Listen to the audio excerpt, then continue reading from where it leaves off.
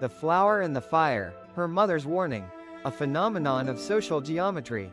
A Love of Boundaries, Part 5. Some boundaries are enforced in public and resisted in silence. This is an audio story written by Red Cardinal Kitchen. The illumination of a dynamic archive. This record preserves an observed phenomenon in which domestic space becomes the site of social negotiation.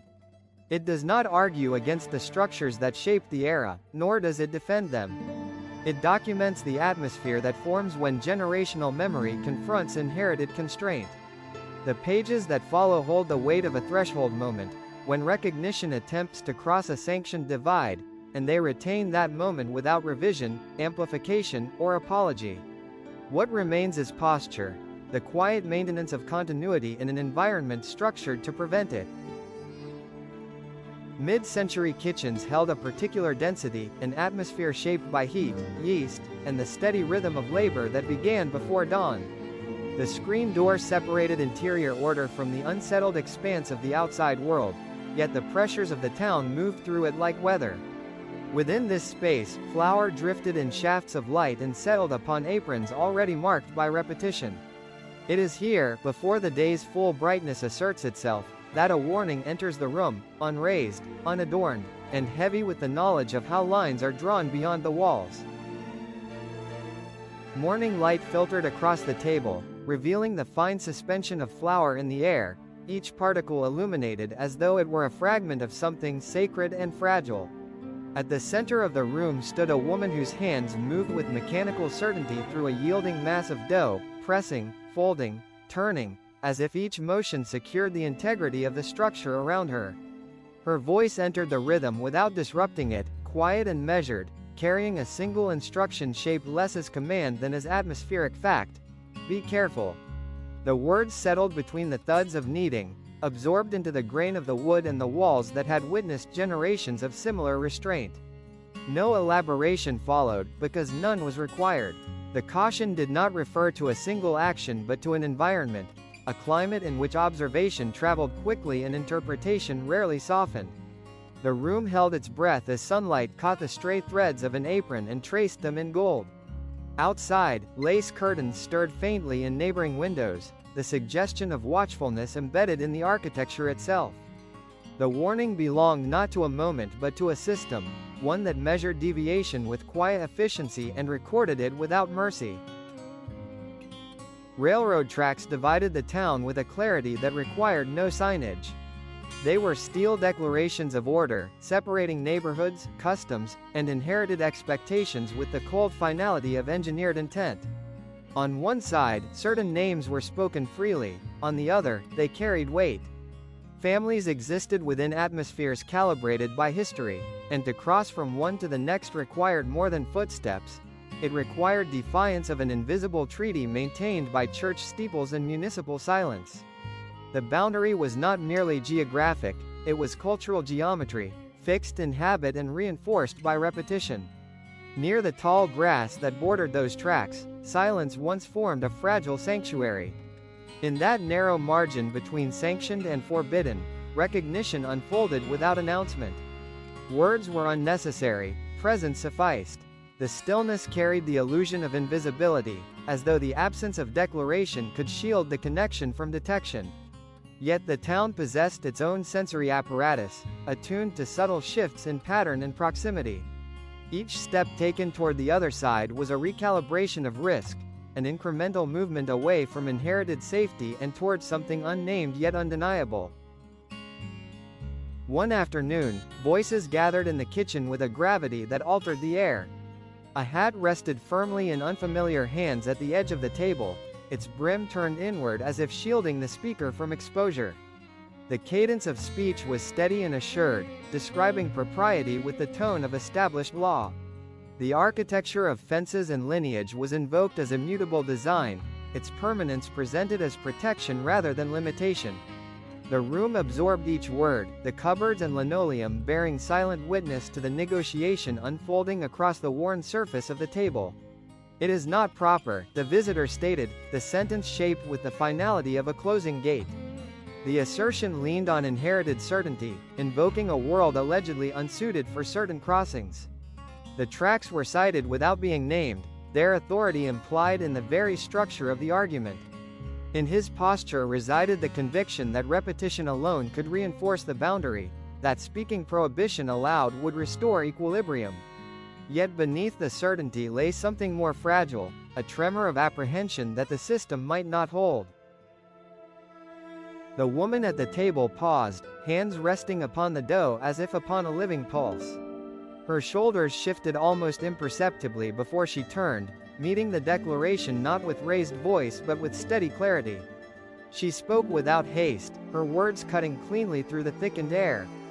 Fear, she suggested, often disguises itself as tradition, and what unsettles the rigid heart is not disorder but the possibility of love uncontained. The statement did not accuse, it illuminated. Jars trembled faintly on their shelves, as if responding to the resonance of truth carried in a calm tone. Silence followed, drawn taut between certainty and recognition. The hat rotated slowly in restless hands, unable to anchor its wearer to the assurance he had attempted to project. The kitchen, ordinarily a place of nourishment, held a chill not caused by weather. The negotiation revealed itself as more than familial disagreement. It was a confrontation between systemic logic and the preservation of something internal and ungoverned. In that stillness, the limits of authority became visible. A chair scraped sharply against the floor, punctuating the conversation with abrupt finality.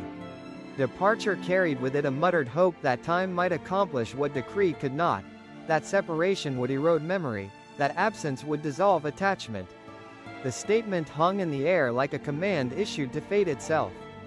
Yet the hope betrayed anxiety. If forgetting required enforcement, then remembrance possessed strength. The woman remained standing, her hands returning to the labor before her, though her gaze followed the retreating figure with unwavering steadiness. She offered no grand speech, only a quiet counterpoint, an expressed wish that forgetting would not prevail. The words bore tempered resolve, neither inflammatory nor submissive.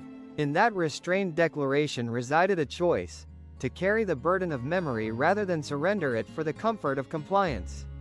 Beneath flour-dusted hands, dough continued its transformation, rising through unseen chemical processes as heat gathered patiently in the oven.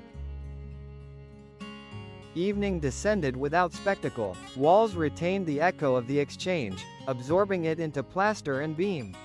The house did not announce the shift that had occurred within it, it simply held the vibration of resolve. Beyond the screen door, Jasmine opened quietly to the cooling air, indifferent to propriety yet responsive to season. The threshold remained intact, but something within the interior had recalibrated, a recognition that silence, when chosen deliberately, can function as protection rather than surrender. Names were spoken softly into shadow, not for public affirmation but for preservation. In the dimness of a bedroom, words settled into the foundation of self, stored where external decree could not reach. The act was neither rebellion nor spectacle, it was maintenance. Memory, once secured internally, became less vulnerable to erosion. Walls absorbed the sound without judgment, acting as the first custodians of a story not sanctioned for daylight. Years would pass, and the steel tracks would eventually be dismantled, their authority reduced to rusted fragments reclaimed by earth. Yet the geometry they once enforced would linger within posture and pause, surfacing in subtle hesitations and guarded conversations. Flour would continue to rise in kitchens across the valley, and the echo of that morning would persist in the cadence of hands shaping dough. Care, as once requested, revealed itself not as concealment but as stewardship of truth amid constraint. The figure who had sought compliance faded gradually into indistinct memory, while the stance taken at the table remained sharply defined.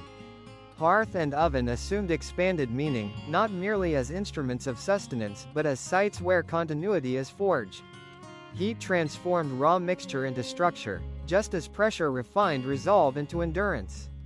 The lesson embedded in that exchange endured beyond its participants, transmitted through repetition rather than proclamation. Wild growth overtook the abandoned path where trains once dictated rhythm. Grass and vines softened the landscape, though social architecture adjusted more subtly, relocating itself within internalized caution. Yet beneath surface conformity flowed a steady current of recognition. Boundaries shifted, but the impulse toward connection persisted, recalibrating itself in new configurations while retaining its core intensity. The warning, reconsidered across decades, revealed itself as preparation rather than prohibition. It acknowledged the endurance required when affection confronts structured resistance. Hands that kneaded dough demonstrated transformation under pressure, elasticity yielding to strength through repeated folding and heat. The process did not eliminate vulnerability, it rendered it resilient. In this manner, love matured from fragile impulse into structural necessity. Absence introduced distance but failed to dissolve imprint. Attempts to legislate memory only deepened its engraving, converting private affection into enduring archive. Authority derived from hat and chair proved transient beside the persistence of internal recognition.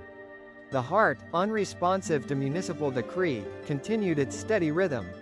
The kitchen, reconsidered in retrospect, resembled a laboratory where quiet defiance was practiced without spectacle. Experiments unfolded in flour and flame, proving that strength need not announce itself to alter trajectory. Refusal to endorse forgetting became an inheritance, passed forward without ceremony. The geometry of the room, once constricting, revealed hidden apertures through which resilience could pass. Echoes of that morning remained embedded within beam and brick long after voices ceased. Jasmine reclaimed the porch with seasonal fidelity, indifferent to past prohibitions. The record of that exchange did not reside in official archives but in lived continuity, in posture, in repetition, in the warmth transferred from hand to hand across generations. Present light now falls across another table where flour again rises in suspension. External boundaries bear different names, yet the hum of caution persists at thresholds. Names once threatened with erasure are spoken deliberately in steam and shadow, sustained through daily ritual. The fire beneath the apron remains steady, neither flaunted nor extinguished. Systems continue to assert finality, constructing new tracks across shifting landscapes. Yet recognition adapts, forming bridges within quiet spaces beyond institutional oversight. The inheritance of that initial warning manifests not as fear but as calibrated awareness, a knowledge of pressure paired with refusal to relinquish what has been witnessed. The kitchen returns to stillness. Dough rises, heat circulates, and memory settles into structural calm. Tracks may vanish and towns may evolve, but the crossing once made cannot be undone. What frightened the world remains intact within the architecture of the heart, a monument without plaque or inscription, sustained by the simple decision to remember. The image of flour suspended in light and fire held beneath quiet labor remains as a completed observation. The record does not extend beyond that threshold, nor does it attempt to reconcile competing systems. It preserves the posture adopted in a moment of constraint and allows it to stand without embellishment. The room is undisturbed, distance compresses into memory, and memory rests within structure. Outside, seasons continue their rotation, indifferent to former boundaries. Within, the scent of yeast and jasmine lingers faintly, proof that something once resisted erasure and endured. Some records exist to preserve posture rather than argument. This record is held within the Red Cardinal Kitchen archive as documentation of continuity under constraint. It is retained not to instruct, but to maintain the memory of a threshold crossed and guarded. Some records exist to remember the fire that remained when silence was requested. Thank you for visiting our channel and spending time with our work. Red Cardinal Kitchen, the illumination of a dynamic archive.